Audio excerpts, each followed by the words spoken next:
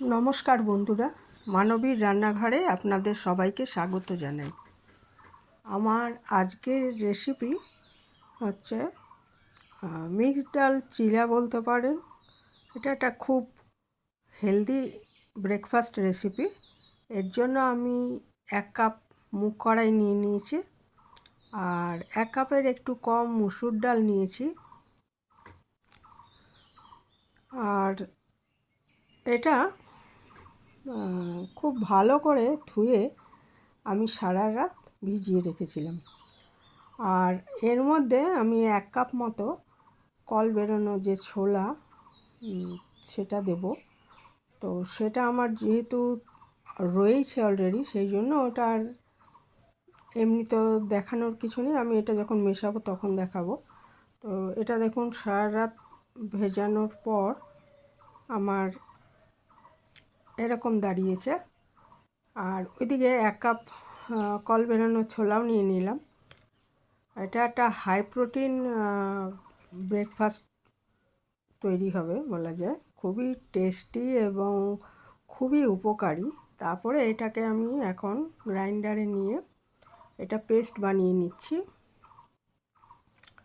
এর মধ্যে আমি 1 ইঞ্চি মতো আদা টুকরো করে নিয়ে নিয়েছি, আর 2টো কাঁচা লঙ্কা টুকরো করে নিয়ে নিয়েছি, এবং এটার মধ্যে আর একটু দিয়েছি 1 চামচ মতো আস্ত জিরে দিয়ে এটা একটু জল দিয়ে আমি পেস্ট করে নিচ্ছি।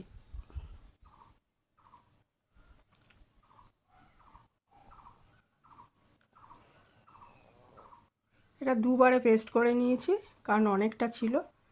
তারপরে এটার মধ্যে আমি 1 চামচ প্রায় 1 চামচ নুন দিয়ে দিয়েছি, আর এটা জল মিশিয়ে নেব আমি পরিমাণ মতো। মানে ব্যাটারটা এমন হবে যে খুব পাতলাও হবে না, আবার মোটা তো হবেই না।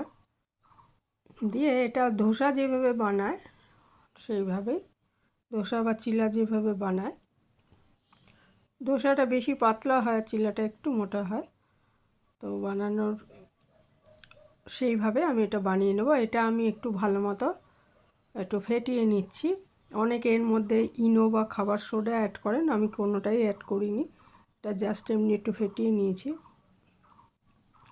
নিয়ে একটা ননস্টিক তাওয়া বসিয়ে দিয়েছি, দিয়ে এটা একটু সাদা তেল আমি মাখিয়ে নিচ্ছি। আঁচটা মিডিয়ামই রাখবো, না হলে পুড়ে যাবে। লো টু মিডিয়াম রাখবো আর কি, হাই করব না।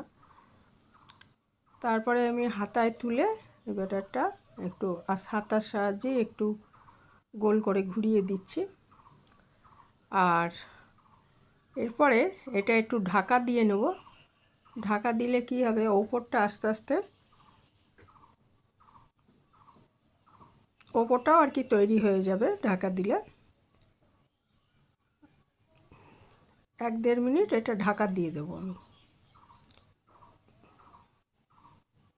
দিয়ে এবার ঢাকাটা খুলে এটা পাটিসাপটার মতো রোল করে নেওয়া যায়, বা অর্ধেকটা ভাঁজ করে নেওয়া যায়। নিয়ে নিলেই এটা তৈরি হয়ে যাবে।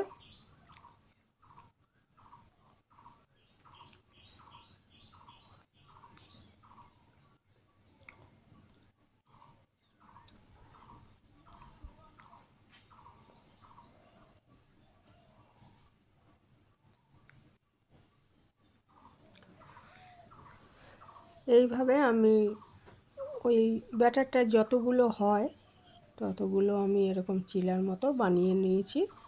এই ছিল আমার আজকের রেসিপি।